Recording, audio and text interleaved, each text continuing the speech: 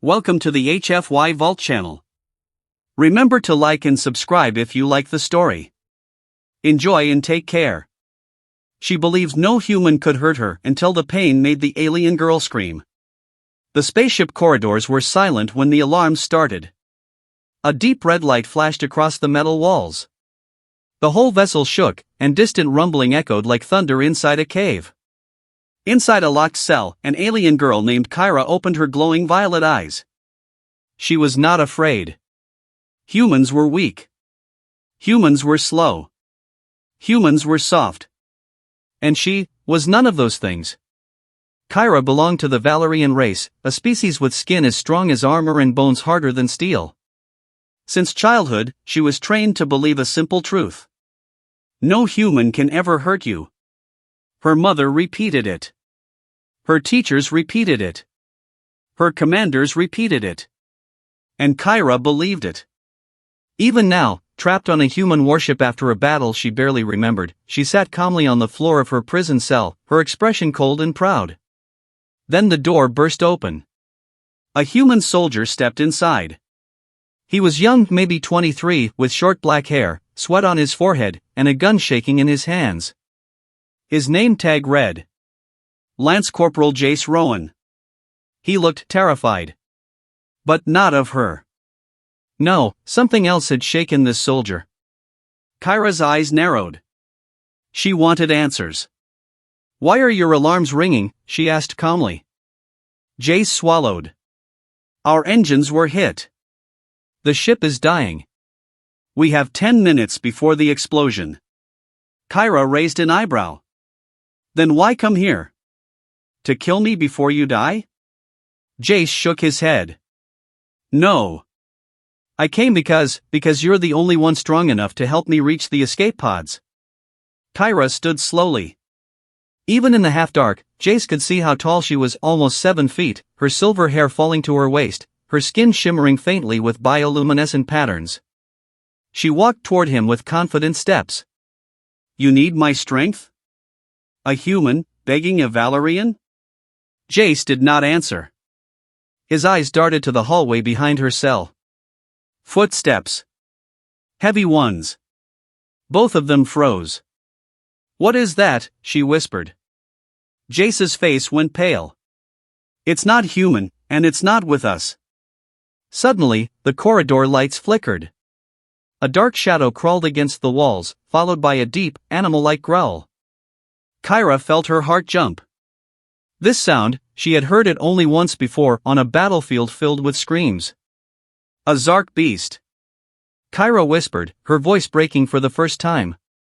Jace nodded slowly. "It attacked when the ship was wounded. It must have been hiding in the wreckage." Kyra stepped back. Zark beasts were known for one thing. They could break a Valorian's skin. And not just break it, tear it. Suddenly, the corridor wall behind them cracked open as a massive, four-legged creature crawled out. Black scales covered its body, its mouth dripping with acid like saliva. Its red eyes locked onto them and it roared, shaking the entire hallway. Kyra felt her body stiffen.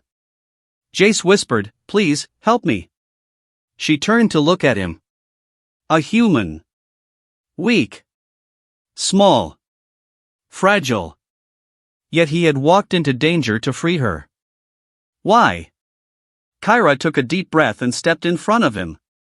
"Stay behind me," she said. Jace blinked. "You're protecting me?" "It seems you are more valuable alive than dead," she said coldly, but inside, she was unsure why she said it.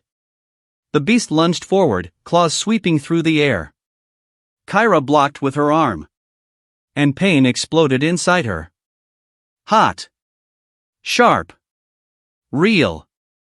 For the first time in her life, she screamed. The Zark beast's claws tore through her skin, cutting through the armor-like layer she believed was unbreakable. Her blood, silver blue, splattered across the floor. Jace grabbed her before she fell. Hey. You're hurt." Kyra stared at her arm, shocked. No human has ever made me bleed. No beast should break me." Her voice trembled. The pain was unlike anything she had ever felt. The creature roared again, preparing to strike. Jace raised his gun.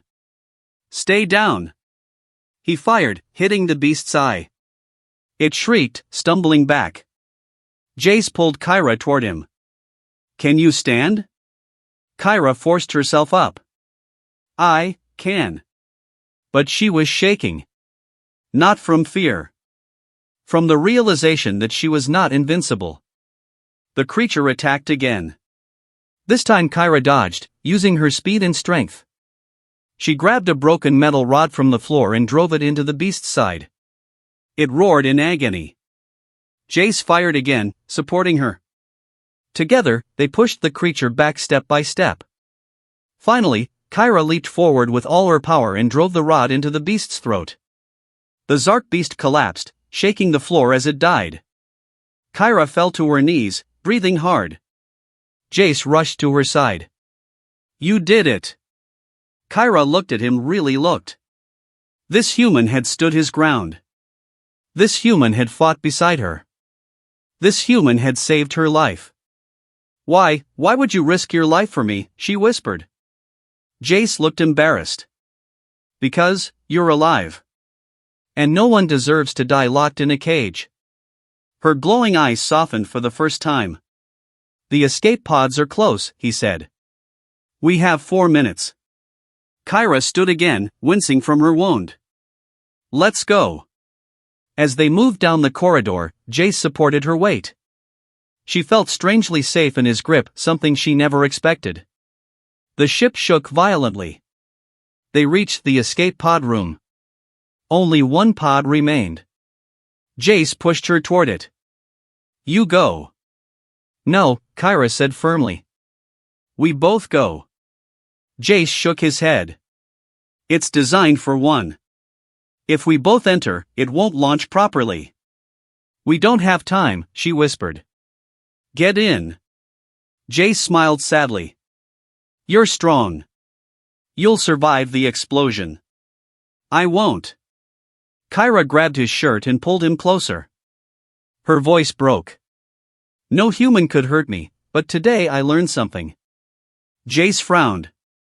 "What?" Kyra touched her wounded arm. "The pain didn't break me. It changed me." Her voice softened. "You changed me." Before he could react, she pushed him inside the pod and slammed the door. "Wait, Kyra." She placed her hand on the glass. "You risked your life for me. Let me return the favor." "Don't do this." Kyra smiled for the first time. "I thought humans were weak. But I was wrong."